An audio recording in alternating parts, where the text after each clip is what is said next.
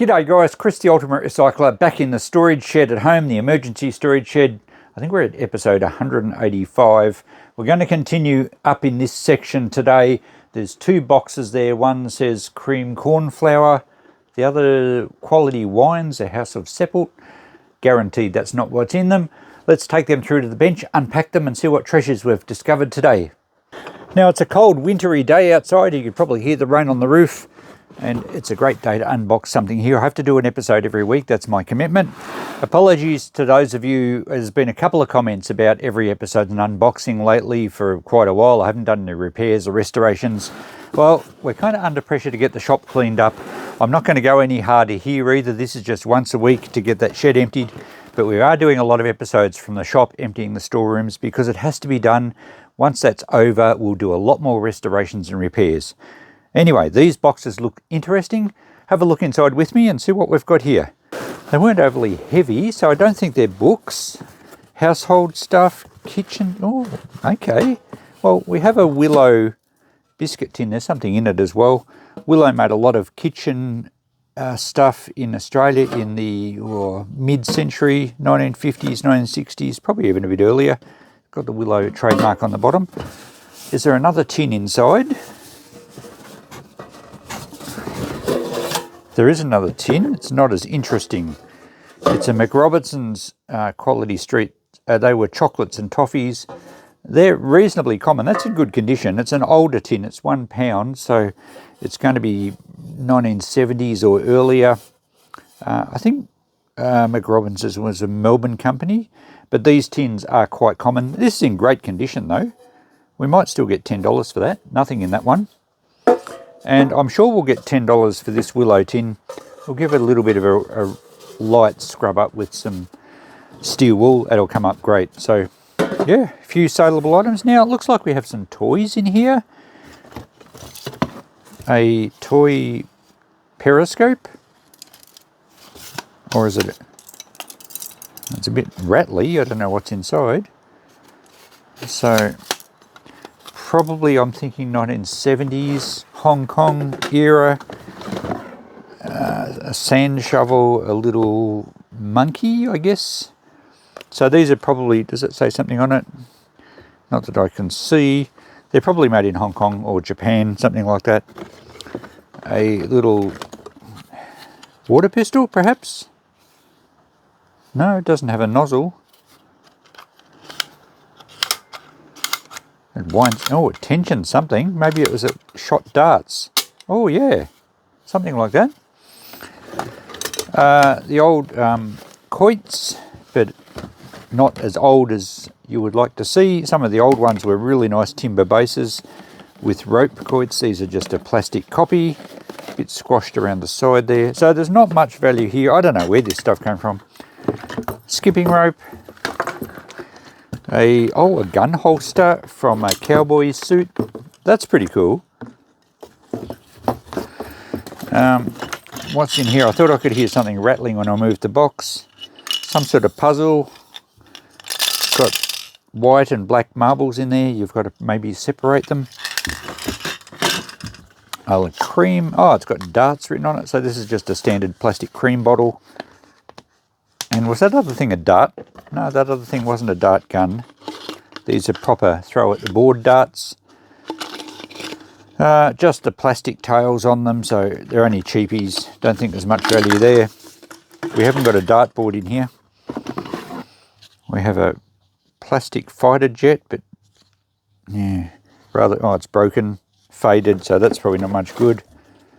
A swan. Maybe some of these are bath toys. A bear, but I don't know what went on that side. That's a bobble-headed tiger, but he doesn't have his head. That's a aluminium, cast aluminium plane. That's like one of the ones that mounted on the side of an ashtray, but I don't know that it is. They were usually brass. Perhaps that was some sort of project. I think that's got some value though. Oh, a metal cap gun. It's missing something. It doesn't work. You'd have to be careful carrying one of these around now. I think there's laws against imitating firearms. Toll toys, made in Australia. Automatic pistol. I guess it was a cap gun, but it is missing something and it doesn't appear to work. The mechanism's either broken or missing parts, but that should have some value. We have a bag here of plastic toys like your standard soldiers, and there's some animals. I'll have to check them out. There may be some value. We'll open that in a minute. A few more lightweight plastic toys. I presume these are bath toys. Another little, that is definitely a little water pistol. So it's lost the plug from the end. A little plastic toy gun, plastic cup, and a gold painted horseshoe at the bottom. Very good. So we should get at least $5 for that. And a lid of something. Looks like it's timber. And that's the end of that box. Well, that's a real mixed bag. Not very much value. There's a few things that might go okay. I'll have to do some checking. We'll open this bag of little toys in a minute and go through that. There might be a treasure.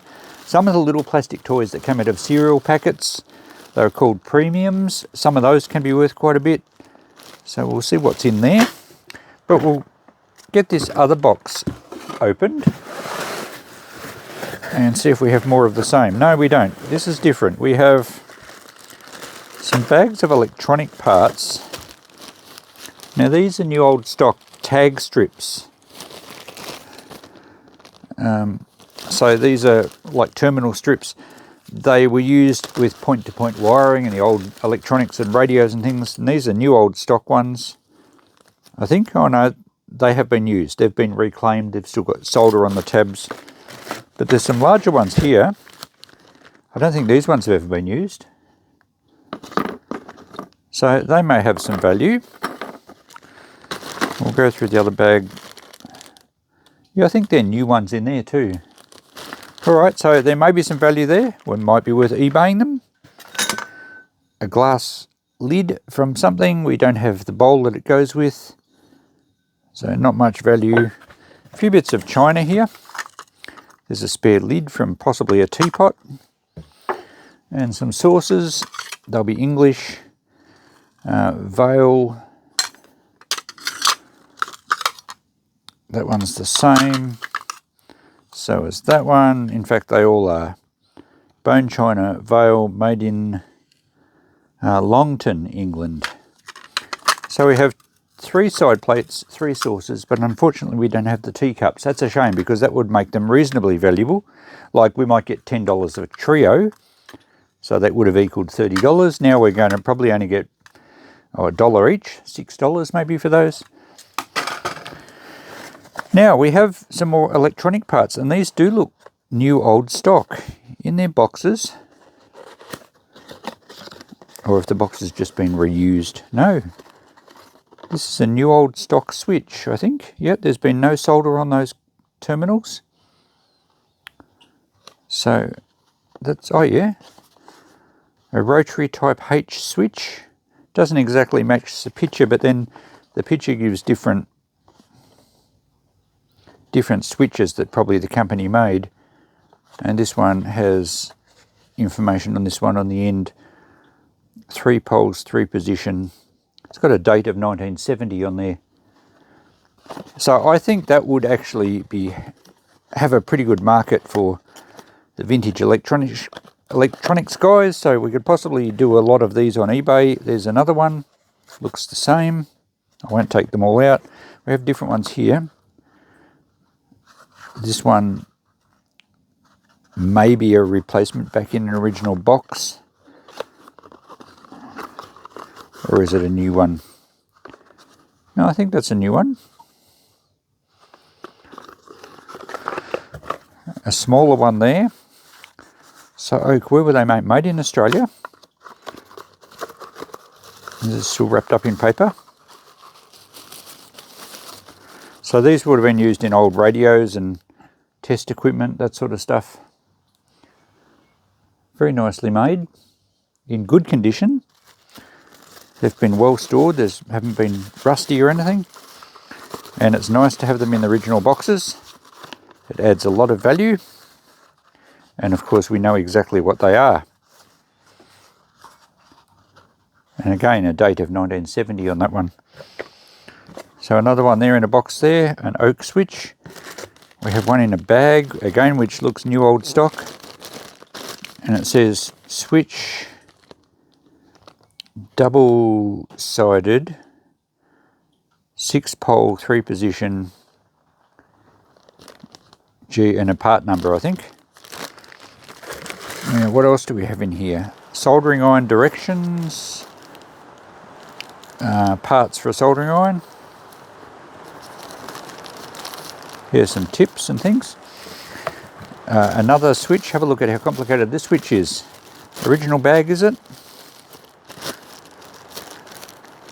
Well, it's a electronics, a Mullard parts bag from J.H. McGrath, Lonsdale Street, Melbourne. There you go, a little advertising plastic bag when you went in and bought your electronic switches. There's a complicated switch. So that would have been used in some sort of test equipment, or maybe ham radio or something, I'm not sure. Alright, in the bottom we have more soldering iron parts, some new tips for the scope soldering iron. Well, they're pretty popular. They were a good, very good soldering iron. I actually have one here, and the heating elements as well. And one more box in the bottom here. What's in this one? It's dated 1970 again. Wrapped up in newspaper. What do we have? I guess it's 1970s newspaper too. That looks like a tuning dial with a spring, and it's got the pointer. So that's out of a radio. Not the actual dial that you read, but a pulley that goes on the end of the tuning capacitor. Oh, okay, this is the dial. A new old stock dial for a transistor radio. You're probably getting bad reflection, can you see that? With all the stations there. So it's Australian. It has all the station call signs for different states. But I don't exactly know what it suits. It says RCS. I'm not sure what that means. Oh, and instructions on how to install the tuning pulley and the string. Now there's something else in here. The backing plate, is it? This would be great if someone needed these parts to do up a particular radio. Better be careful here, I don't want to drop it and break it. Feels like it's metal though. Oh, it's the metal backing plate. Or mounting plate perhaps. And possibly a car radio, by the look of that. Wow, okay. I'll have to do some checking on that. There's no information on the box. So that requires a bit of research. Perhaps if I take a photo of that, AI might be able to identify it for me. All right, we'd better check the newspaper date. It's an ad for Woolworths. And I can't see, oh, there we go, 1970. So when the guy bought these new parts, he wrapped it up in the 1970 newspaper. And it's probably never been opened until now. So what's that? 55 years. Hasn't seen the light of day. Interesting. All right, so I've got a bit of research to do on those parts. I don't think there's anything I want to keep. Maybe some of the soldering iron tips if they suit the one I've got.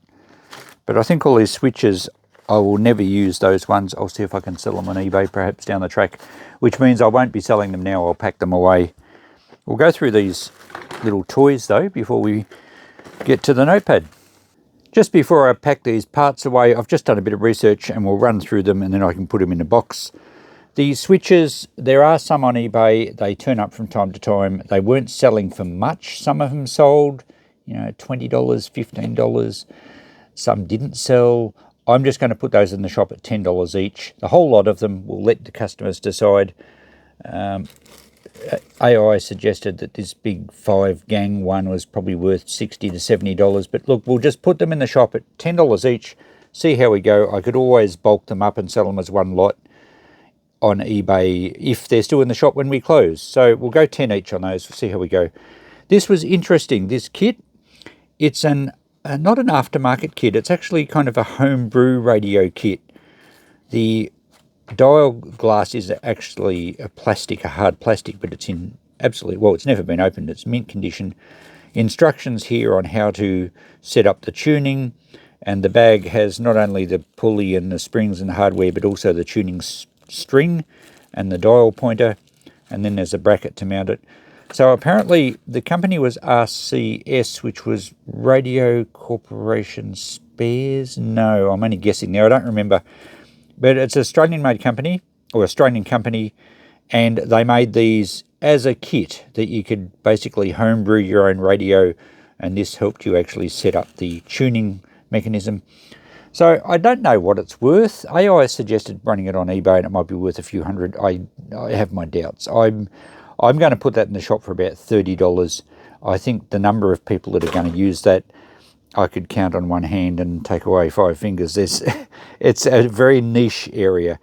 Many more people, though, would be interested in these scope soldering iron heating elements, the tips, different size tips, and that's for the super scope, or the normal size scope soldering iron. And then there's the mini scope one. There's a heating element, and there's a little internal plunger mechanism, and some instructions and parts breakdowns. They sell very well. I've seen these individual 6mm tips sell for up to $20. I'm just going to put 20 on the lot. I could certainly eBay them and probably do okay.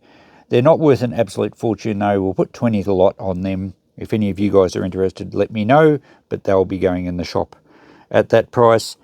All these tag strips are mostly all new. Terminal strips, tag strips, they're mostly new old stock. There were a few in the corner here that had been reclaimed or used and put back in the bag. I'm going to, again, go $20 a lot on those. They seem to sell, but again, they don't get very much. The longer ones, we're getting better money. But again, $20 in the shop, unless any of you guys want it. And if it's left over in the shop, all this stuff's easy. If it's left over, I'll just bulk it up and sell it on eBay, and it will sell. All right, that's the electronic stuff. I'll pack this away, and we'll sort out the rest of these toys. I've sorted out everything here except this bag we'll get to in a second.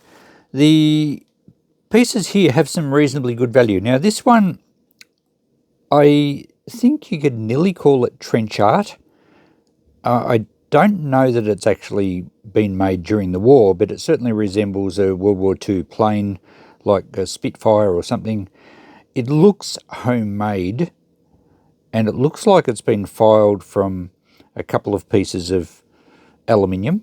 It's definitely aluminium, and it's been screwed together. It doesn't look like it's mounted on an ashtray or anything, and it looks more crude. The ones you see that are mounted on ashtrays, and people call them trench art, weren't made in the trenches. They were usually cast brass and nickel plated or something like that. This one is actually aluminium, and it's been quite crudely crafted, so perhaps that was actually made in the trenches. I'm not sure, but I'm going to put $30 on that, and I think it'll sell fairly quickly. We'll go $5 in our gold painted horseshoe. The cowboy gun holster, I think it's probably 1950s or perhaps 60s. It's a plastic buckle. It's still got its original strap. It's a little worn on that one, but it's actually still usable. And this cord, I guess, tied around your leg. The gun would have been a classic Western style 6-shooter or whatever they call them. Don't have that. I don't have anything else of the dress up kit. Say sometimes had a sheriff's badge and that sort of stuff. I think we'll just put $10 on it. It should sell pretty quickly. The gun here doesn't suit it. This is a Toll Toys Australian made automatic, and on this side it says 07. And I think this was a toy that was released probably in the 60s to capitalise on the early 007 James Bond films. It was a cap gun, but for some, I think it's missing a large spring in there. There might be something else missing. And I think I'm going to put $20 on it. It should sell pretty quickly. Actually, I think we'll go $25. It certainly looks the part. don't take it into the bank. Right, these ones over here, I'm going to put those in the bin. That's all cracked. There's damage to that bear thing, and I don't know what else went there. The plane and the cup and the little lid there, I don't think suit anything else that I have, and they're damaged. These ones can probably just go in a free box at the shop and someone will have some use for them. Bath toys, little sand shovel, the darts, even though the flights are broken on most of them. Someone might still want them. I'll put them out for free. Skipping rope someone might use. These other ones are vintage enough to we might ask $5 each for. Not sure how we're going to go there. The water pistol is missing the plug at the end. Whoops. The monkey's got a balance problem. It would probably still work, but of course water's going to spill out the back. But the space age styling from then, mid-century 1960s, perhaps, that one, very space agey. I think that will sell just as a, someone might collect that sort of stuff. This one a little bit the same. I'm not exactly sure whether it fired a dart or whether you just wound it up and it gave you a laser-like noise when you pulled the trigger. And I did find the head for our tiger. Unfortunately, he doesn't bobble because the little hook is supposed to go in an eyelet in here there, and the eyelet's missing. So, and his felt's coming apart. He's not in very good condition, but we might get $5 for him. At least he's got his eyes. So we'll try $5 each on all those, including the balance challenged monkey. There we go. So what we have to do now is have a look in here. All right, looks like an old bread bag, is it? No, it contains 38 by 10 inch bags. Oh, it's a bag. It's a bag for bags. Alrighty-o, let's tip these guys out and see what we got. Wow, we have, ooh, creepy spider. Plastic horses. So we have lots of animals. Rhinoceroses. These are probably out of sets, I guess, like a zoo set. We have some dinosaurs, different scaled animals, little penguin. And then we have our army soldiers. They're plastic. There's not any marks on them. They're probably Hong Kong made again, which you see a lot of 1970s stuff made in Hong Kong. A gorilla. And yeah, a cow. They're all out of proportion. They're from different sets, obviously. A red Indian. Looks like he was supposed to, maybe he sat on a horse. Oh, there you go. Yep. That looks about right. And a cowboy with a lasso. So when you're short, oh no, here we go. Here's a black horse for the cowboy.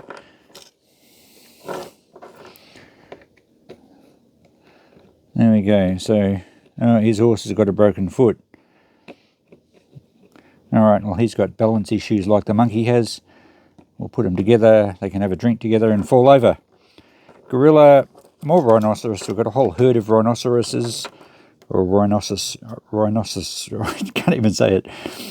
Rhinoceros eye, I don't know. Turtle, that says Hong Kong. He's flat, looks like he's been run over by the three-legged horse. Elephant, a weird little bird with no wings and hooks on its feet. That might have even come out of a toy bird cage or something. Some sort of antelope sticking its tongue out. And all these army men, well, we can probably make a set of the army men. We have the greens and the browns. That's a parachutist. All right, we don't have the parachute. So they're all sorts of different sets. Oh, he's got a balance problem. He can go to the bar with the other guys that fall over all the time. Some sort of dog. That's not a dog. Is that a lion? Tiger? No, don't know. All right. Lizards. An Indian with a rifle. Since when do Indians have rifles? I don't know what I'm going to do here. There's no premiums from cereal packets that I can see. That one looks like it might have been. He clipped together. A lot of the toys you got out of cereal packets came on a frame and you bent the parts off and pushed them together. I don't recognise that as one. I can't see any writing on it. That's a hippo, of course. Daisy duck. And lots of various size horses. And a larger toy soldier. And a smaller toy soldier. Okay. There's nothing individually here that I'm going to sell. I think I'll bulk them all up. I'll put them all in a flat tray so that people can see them all and sell a whole lot for maybe, I don't know, $10 a lot. Look at that, the spider's almost the size of a hippo. How would you be seeing a spider the size of a hippo? Oh, it's a rhino. Where's it? Oh, we didn't have a hippo. We had a little hippo. So the spider is bigger than the hippo. Yep, okay, so nothing that I can see. I can see writing on some of them, but most of them say made in Hong Kong, or just Hong Kong. I don't think they're cereal packet ones. I don't know what they would have come in. Maybe you could just buy a set of army men. Maybe it was a zoo set. Maybe they turned up in show bags from shows, or just a toy shop.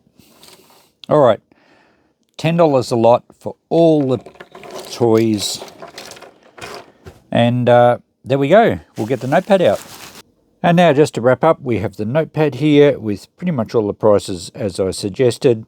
$270. It always is amazing what it adds up to. But, you know, the switches, if we get $10 each, there's 7 of them. So there's $70. And we may not ever sell that radio kit. I might throw it on eBay with a vintage lot if it doesn't sell. The switches, we might sell some, and the rest will go into a lot of vintage electronic stuff on eBay. But look, we'll give them a chance in the shop because I don't have to package them. It's much easier selling through the shop. $270 on that price list. Let's have a look at another price list. I was just browsing this Woolworths supermarket ad from 1970. You can buy a shoulder of lamb for $1.09, 2 3/4 pound minimum weight. Save 10 cents. Woohoo!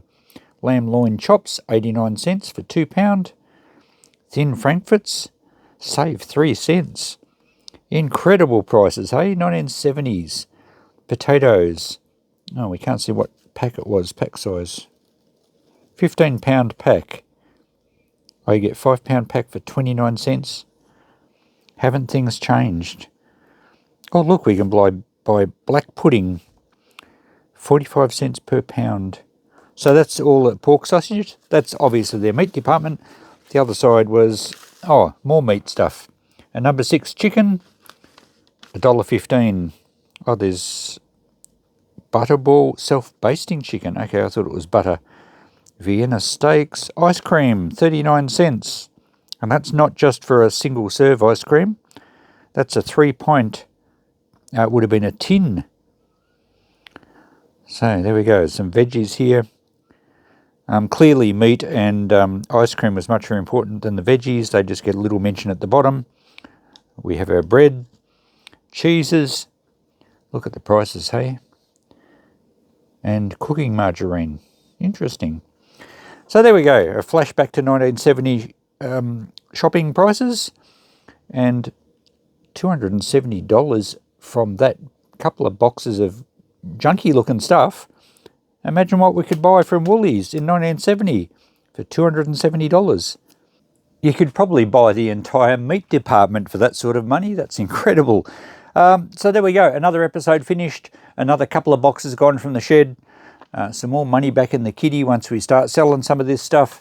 I haven't been going back through previous weeks, so I don't want to drag these videos out too much, but we are selling quite a bit of stuff. It's turning over. We've sold some fishing lures and the elephants that we got out of a box a while back.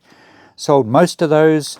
The glass eye wash, English cruet set, that whistle that a few of you said was a ocarina, is that how you say it? So it was like a cross between a whistle and a flute. That sold the first day. So we are moving quite a bit of stuff. It's great to keep going through these boxes. There's certainly an interesting mix. I thought a lot of these would just be books, but we've got all sorts of stuff, including some really interesting 1970s meat department prices. Thanks for watching, guys. I haven't updated a tally, but we're about 36,000. I'll update it soon, and we'll get back to this next week. In the meantime, we'll be doing some more unboxings at the shop. Catch you in the next one. Bye for now.